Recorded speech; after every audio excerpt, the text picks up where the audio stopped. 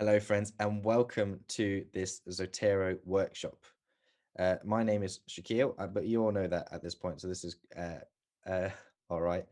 Um, for those of you who don't know, I'm a second and final year student on the MA track, and I'm so excited to be able to talk to you about Zotero.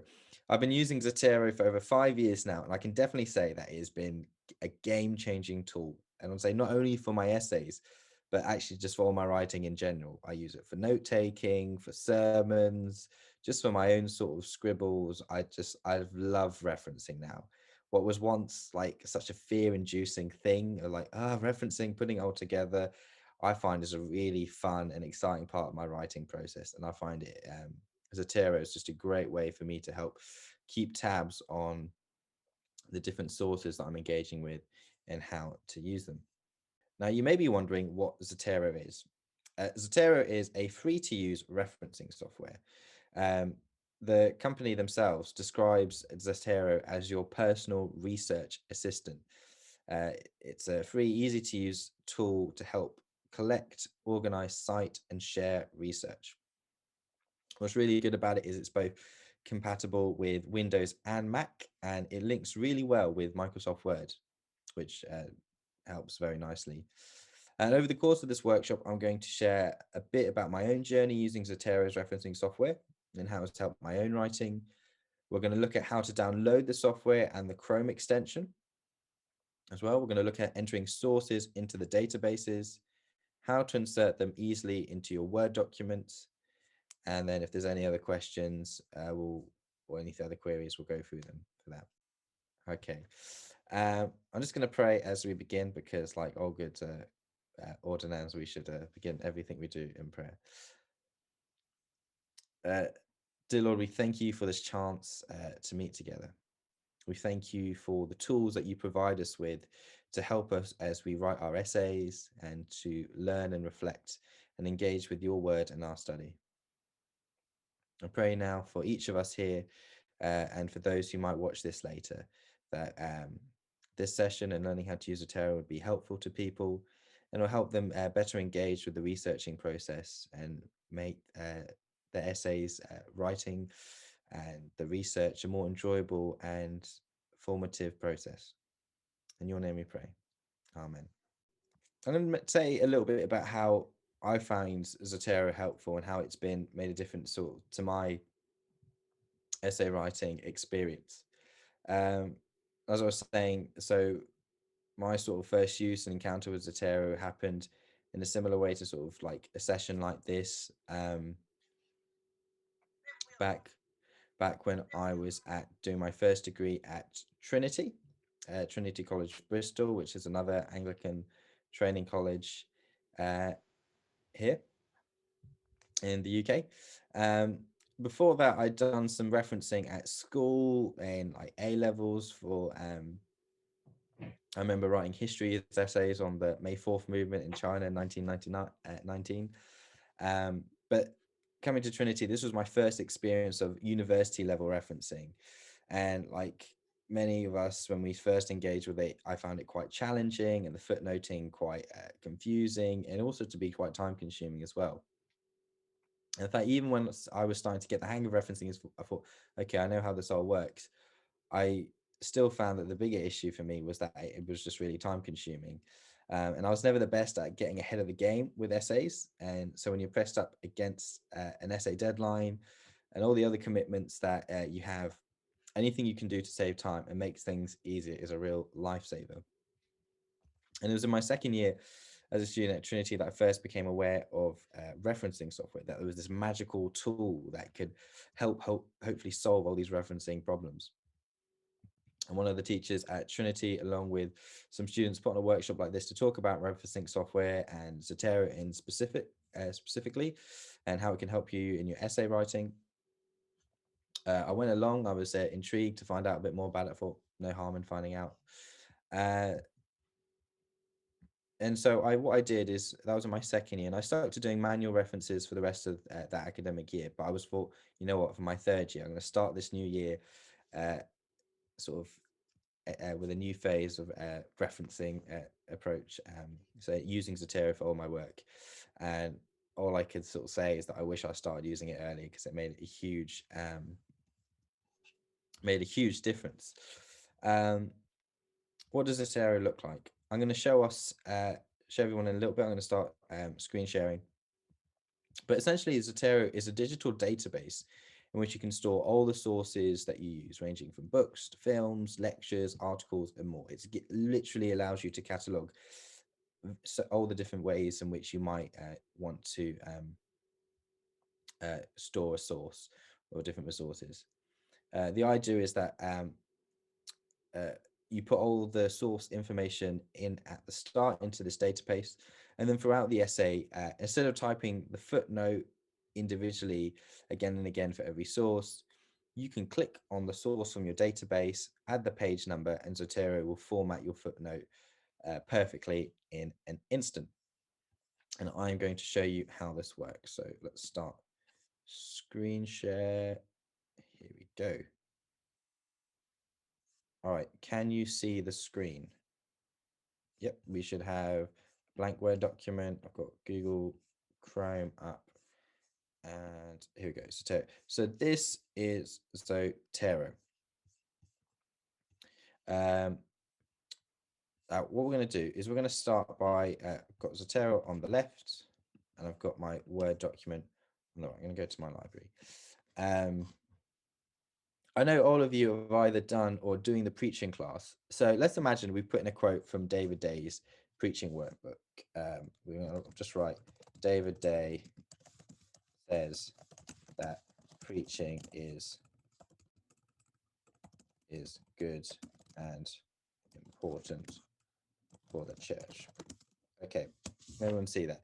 So we said that, and I've got that from his book, supposedly. That's not an actual quote from him, but that's say I've just got this quote. And that was on page 84.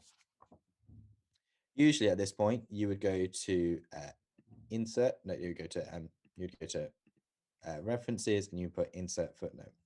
However, what I can do instead is I have a Zotero bar installed here on Word. I click here, I add citation, I choose what format I want the citation in, which I'm just going to put on the screen above. There you go. So I can, when I reference something for the first time in a Word document, ask you which style that you want. In choosing Chicago full note, because that's what matches most closely with the version we use here at college. It then presents me with this bar. And this is where you put in your reference from the database. So I'm going to type in David Day.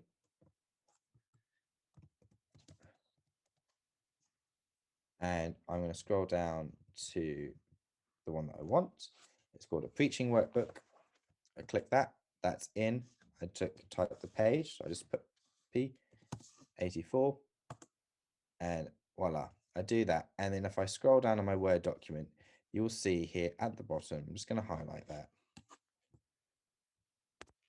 is the reference, which has been put in there. We've got David Day, the author, we've got the title, we've got the location of the publisher, the year, and then the page number, all done for us just like that. At this point, I just want to make a side note. In regards there, I just chose the referencing style Chicago full note. At Cranmer, we use a variation of Chicago, and our beloved Paul Regan has asked me to remind everyone that students should still check the style guide to make sure the references are in keeping with the style guide. On the whole, I found that Zotero's Chicago format does keep in line with the Cranmer style guide, but it's always good practice just to do a quick scan of your footnotes to double check they're all okay before submitting your essay. But as we look at this footnote, you can see this is in keeping with Chicago and in keeping with the style guide. Let's do another one. I'm going to put in a quote from Justin Welby's Reimagining Britain.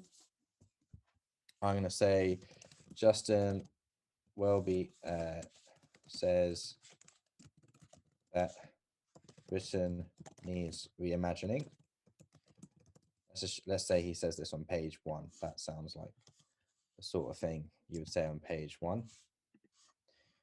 I might say, put this in a quote like that. And again, like before, I'm going to add my citation here. It's going to throw me up my screen of here. I'm going to type in Welby. It's in my library because I've added it already. I click it. I'm going to type in page 1. You can just type in 1 and it'll add it. And there you go. It adds my footnote there at the end. And then at the bottom, it's there written for in all its correct formatting. So as you can see, it's created our second footnote here, and it's got the correct number here of the second footnote in the document. And then it will keep link up to here.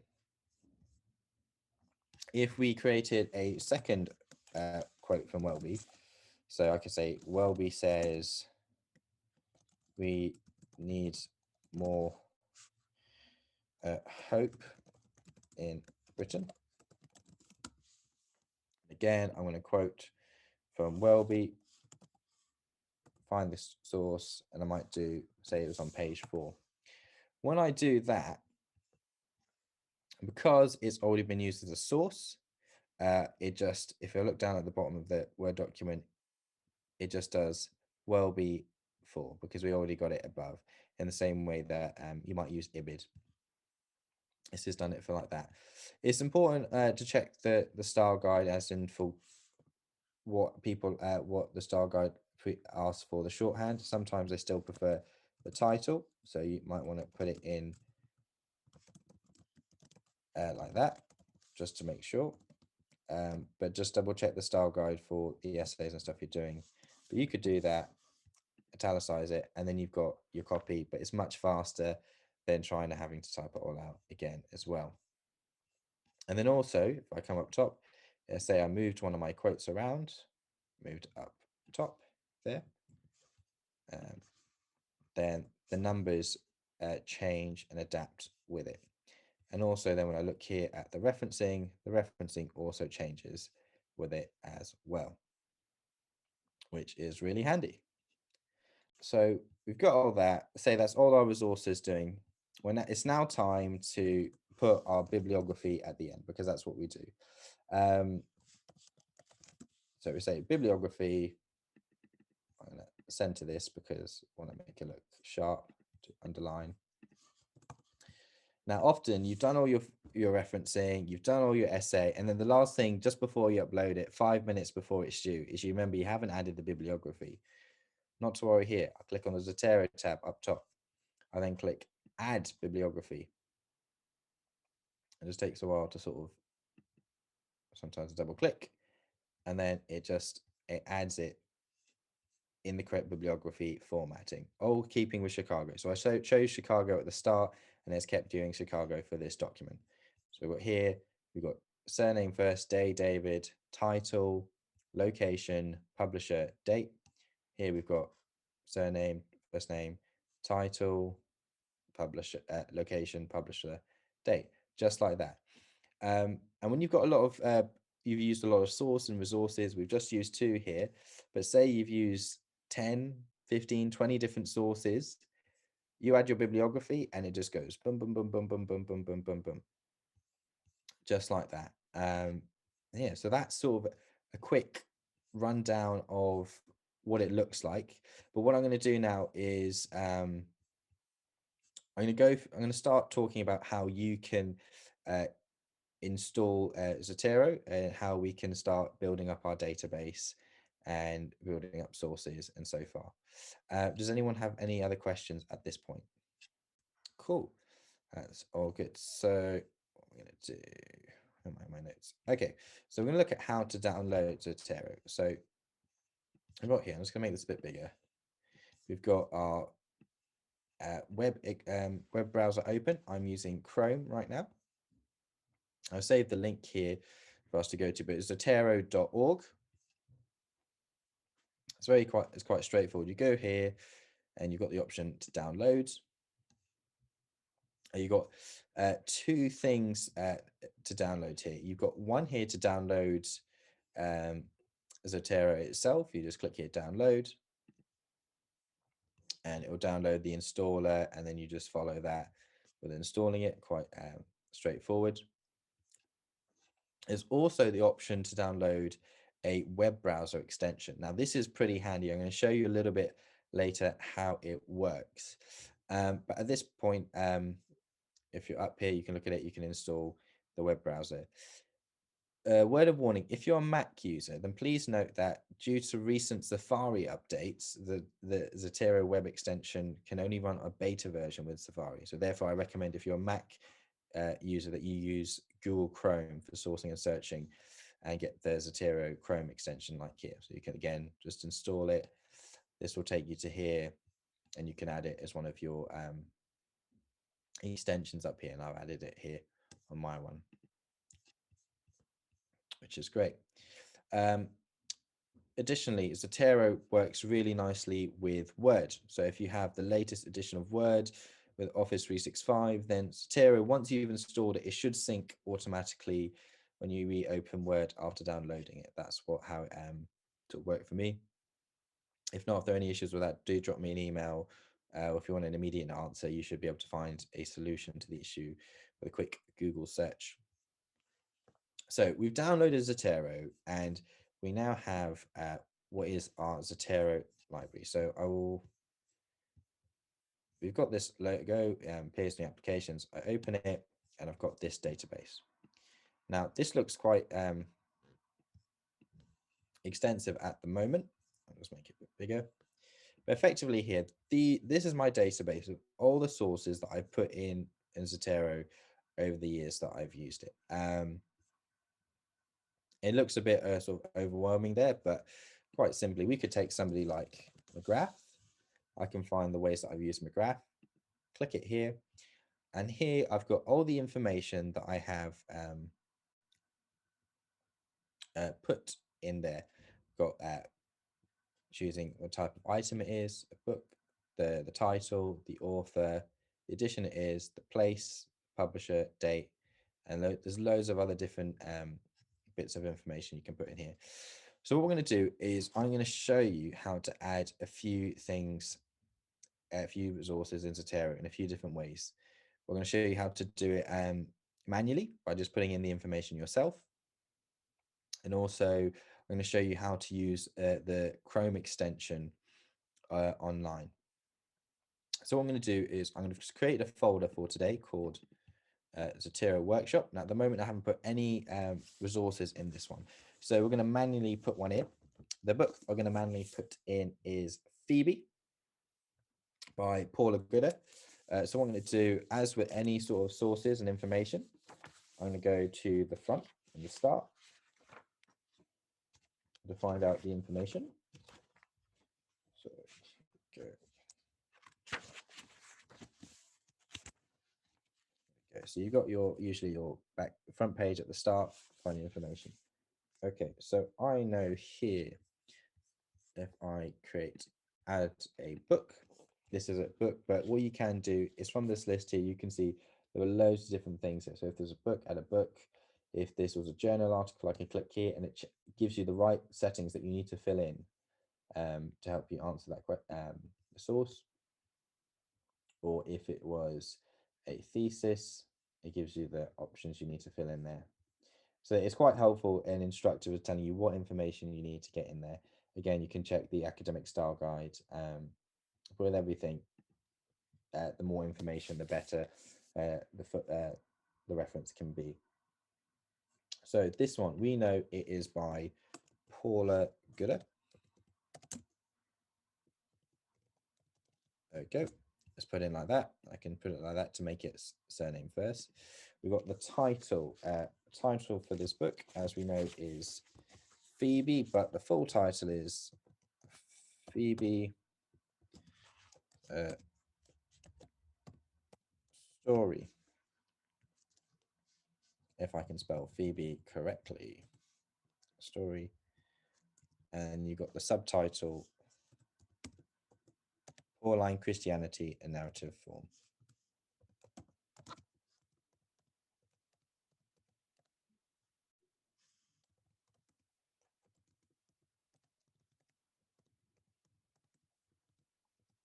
So put it in like that. Got the author. The next thing we need to make sure we've got in is, don't need the full stop there. We need to make sure we've got the place that it is published. You can see from here that it is published in London. Nice and simple. So I type in London. What's quite nice is if you typed in somewhere before, you can just, it will come up in the drop down menu below. So I can click on London like that. For publisher, this is Hodder and Stoughton. So I'll type in Hodder. Again, that's another thing I've got in the drop down. So I can just type in like that. And the date, so we're looking for the year. This is 2018.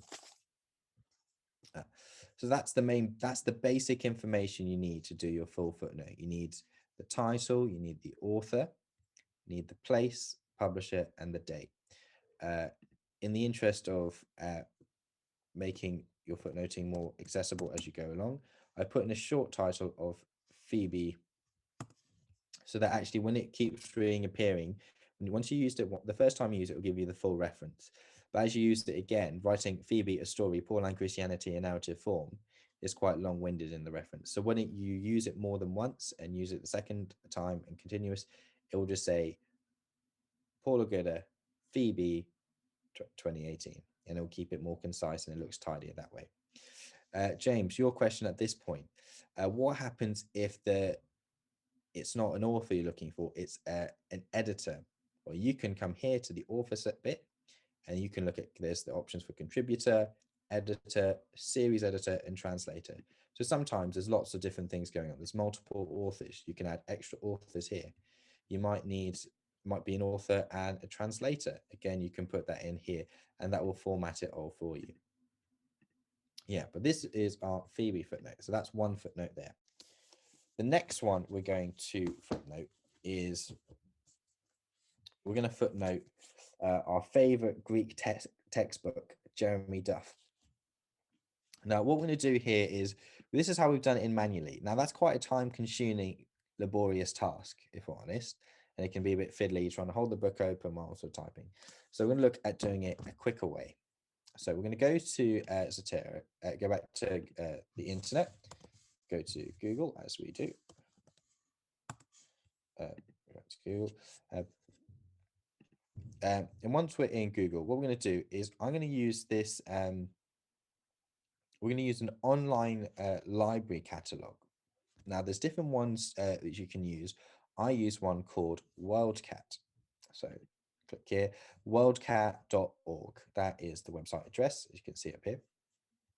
Now, the beautiful thing here, I can type in the title and stuff for a book, and it will search the online catalog that it has for all the information that it has on it. So it will have the title, the author, the publishing information, all the stuff here that you look for here, you can find online. And actually that can save you time with typing it up if you can just quickly copy and paste it from online.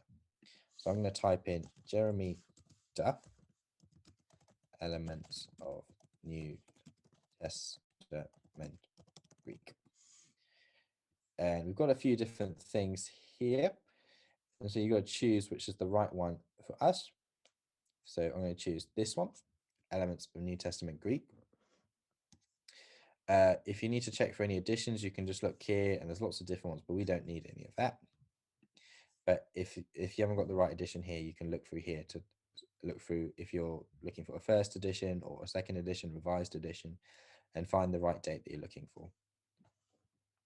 The copy I've got is, this says 2010. The copy I've got is 2011, but not to worry.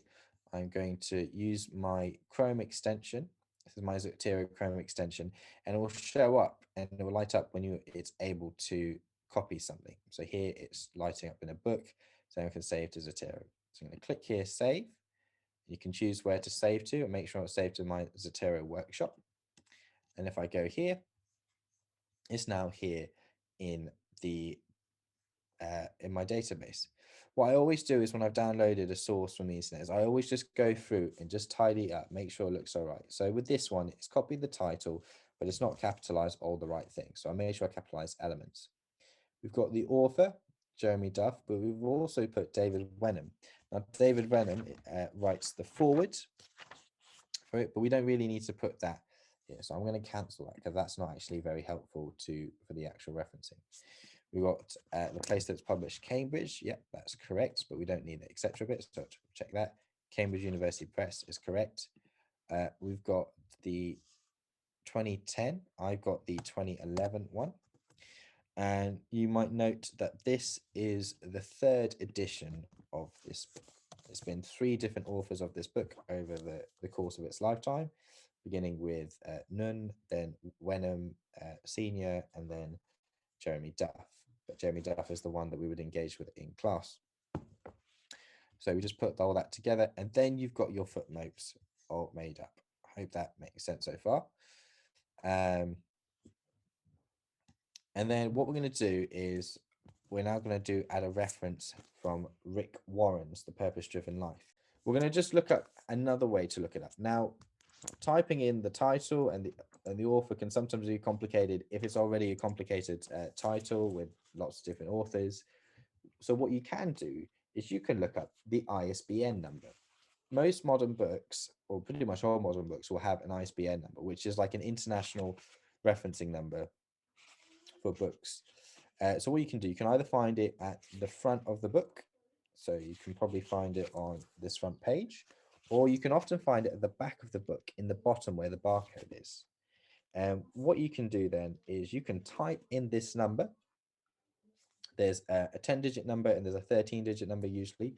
Type in one of those two, and hopefully this should come up as well. So I'm going to type in the 13-digit number, which is 97803100740.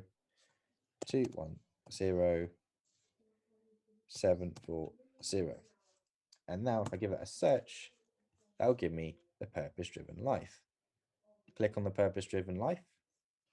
This is, Rick Warren, Grand Rapids, Michigan, Zondervan, 2002. Again, I can just double check that this is right by looking here, but I know from the front page that this is all right. And I can copy this, save to the Zotero. So again, go up top, go to the Chrome extension, and click Save to the Zotero. Check it saving to my workshop. And I come back to the database. So we've got here the Purpose-Driven Life. This is great. Unfortunately, a lot of this is all lowercase. So I've got to go through and just make sure it's all uppercase. Now, yes, this takes a little bit of time, but it's quicker than having to look at it and type all the different words and say, what is it? What on earth am I? So do that. Again, make sure that the short title is okay. So Purpose-Driven Life, just like that. We've got Grand Rapids, Michigan. Zondervan is the publisher, date 2002. If you're online, it might offer you a little abstract, which is sometimes helpful for checking through your sources and checking on the database. Is this all up to speed? But yeah, that is effectively 3 different ways in which you can add sources. These are all different books, but again, if you're adding a different other kind of source, there's lots of different ones here you can look at. So the other day I did an interview as a part of my essay research. I can show you what that looks like. It's under leadership, and I did an interview with somebody called Susan Ritchie, put the title, who I interviewed with, the date, phone call. You can fill in these different things as required. Or I looked at a video for this essay, which is due today, so I watched Brené Brown's The Call to Courage on Netflix. I've got the title, I've got the contributor, got the director, distributor, date, genre, format, running time. Little things that just can all add up for the different stuff. So yeah, that's how you add it into your database. I'm going to show you what this looks like on a source again in a second. But before I go on, does anyone have any questions? What's helpful, as you've seen here on the database, is I've created these in a little folder. It's really great. I've got this folder, here's Zotero Workshop, and I've got all these other folders of all the different stuff that I did. So last year at Cramner, I've got my Cramner folder of all the different modules, TPR, spiritual direction, forgiveness, pastoral care, preaching. And it just helps you when you're trying to figure out where are all the sources of different things. you can put them in little folders to help group them together, but they all can be found in alphabetical order in your overall library. So Slow works like a little drop-down menu. So like, for example, I'm going to take my Zotero workshop here. I'm just going to attach it in my second year Cramner folder. Hopefully it puts it over there. If it likes to do that. Okay, it's not wanting to do that right now. But yeah, you can shuffle around your folders like that, not to worry.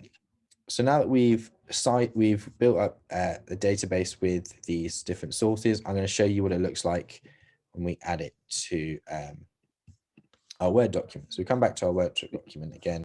As you saw earlier on when we did added David Day and Justin Welby, we can reference our recently added sources quite easily.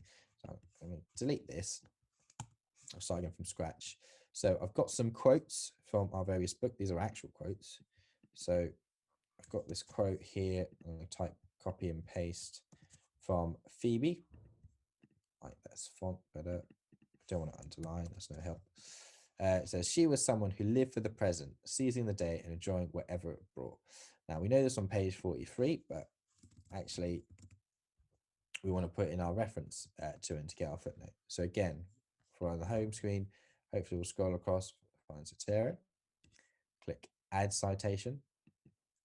When we do that, it opens up this red bar, this red search bar. I know it's Paula Gooder, so I'm going to type in Gooder. It comes up after I spelled in goo already, top of the list, Gooder, and the reference. And this is on page 43. I can type in 43 and add P. If it was multiple pages, I could do dash 46, and then it would add it like that. I don't need that, so Gooder, page 43. Now add that. You've got your footnote 1 there, and the reference down here at the bottom. So like that. Then let's look at a second quotation from, we've got Jeremy Duff. So I've got one here from Jeremy Duff on page 105. He says, conjunctions are any words that join together two sentences. Don't like it underlined. So again, get rid of this. Again, what we're going to do is, we know it's page 105. We're going to add our citation. We've got our search bar. We'll add, look for Duff. Here we go. I've got this one. I've got two versions saved on here, but it was the 2011 one we just added. So we're going to add that. It was on page 105, so I'm going to type in 105. And then it creates our second footnote, which we can see here, Jeremy Duff. Get rid of that. The third reference we did, was looked at purpose-driven life. So we're going to go, got this quote from the purpose-driven life. We can copy and paste it, put it in the font that I like. Okay. Again, we've got this quote, community requires commitment, but we want to reference it properly. So again, I'm going to go to add citation, go look up Warren. There it is. Click, it was on page 145. Click it, and just like that, it adds it to it there. So once we've done this, we then think, okay, we've got all our sources in, it's time to add the bibliography. Bibliography, come to the middle. We can go to Zotero, add our bibliography, and there we go. And it's done it nice and easily like that. Are there any other sort of questions at this point? Right. I'm just going to stop the screen share for the moment. And so just do a little summary of, so what have we covered today? We've been looking at what Zotero is, how Zotero can help our essay writing. We went through looking at what it looks like in action, how to download it, adding to our our Zotero database. We practiced citing a few sources in the Word document, as well as double checking and making sure that they match the academic handbook with the things that we needed to, then adding a bibliography. And now you should be able to go away and do all these things as you use Zotero to be, hopefully, what I found it to be quite a life-changing personal research assistant and referencing aid.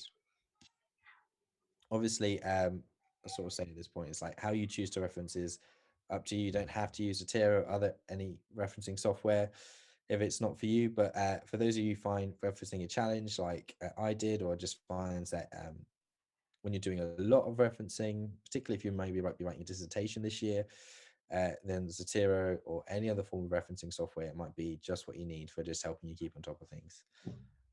By the way, I hope this session has been interesting and is proved helpful to you. Are there any final questions? Just sorry, Shakeel, to go back Yes. to this. Yeah, please do. If you are using an edited book and you're Yeah. using multiple essays from it, Yes. would you have that in as a separate thing each time with like the the title chapter? Yeah. So what you can do is you can add, I'm just add screen sharing again. I'll show you what I mean. So what you can do, James, is if you've got like a chapter from edited book, you could go to more here and you can choose a book section, which is good for um, author titles and stuff. So if you're using a chapter, you can type in the title of the chapter, so chapter title, standard author.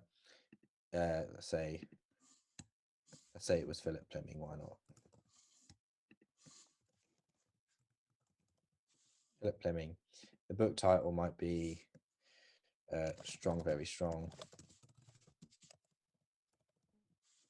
And you can add an editor like that. And let's say the editor was Nick Moore. Like that. Publisher, let's say Cranmer Hall. Place Durham. Date 21. Just like that. And then if we go to our document, let's come here. Let's say we've got that. We can add this citation. Philip Fleming. Chapter title from Strong, Very Strong. Let's say it was on page 47. Add it like that. And from what we hear, so number 4, it gives me Philip Fleming, chapter title, and Strong, Very Strong. And it puts here the edited Nick Moore. And it does all that for you, which is quite nice. So you can do that. Just to open that up again, you can do that with a book section. So you can there, book section. So that works really well if you've got edited chapters. Yeah, so which is really good if you've got a collection of essays, that works really well. Are there any other questions that anyone has? Yeah, could you just clarify again about the ISBN? Because I thought that was very good. The fact that you could search for a book and get all the information just through putting in that one number, that would save a lot of time. But did Michael say that you can do that within Zotero rather than doing it Yes. through WorldCat? Yes, you can. So what I'm going to do is I'm just going to find a book off my shelf and we will have a go at doing this. We've got, Because it would be better if you didn't have to go through two programs. We've got this one, A History of God, Karen Armstrong. I've got the ISBN number right on the back. Here we go. So I'm going to let me put the screen share back on.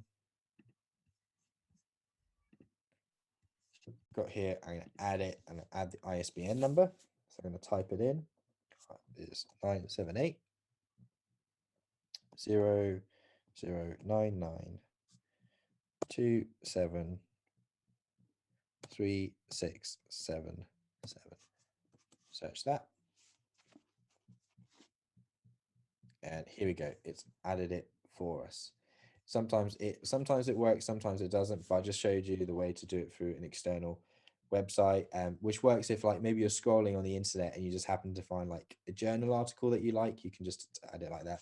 But yeah, if you're just in the database, this should sort of work. So again, copied it, just tidy up footnote from that. The present.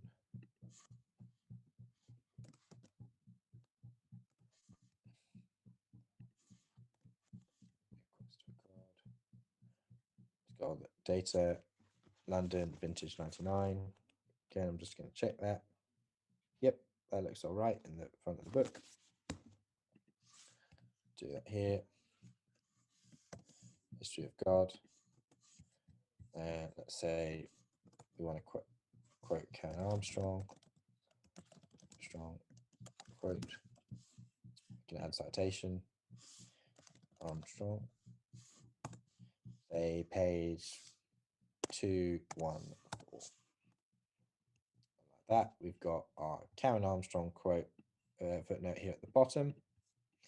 We've got it here there.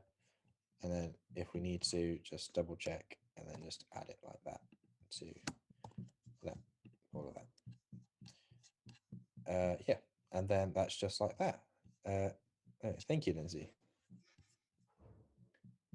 Stop sharing screen there.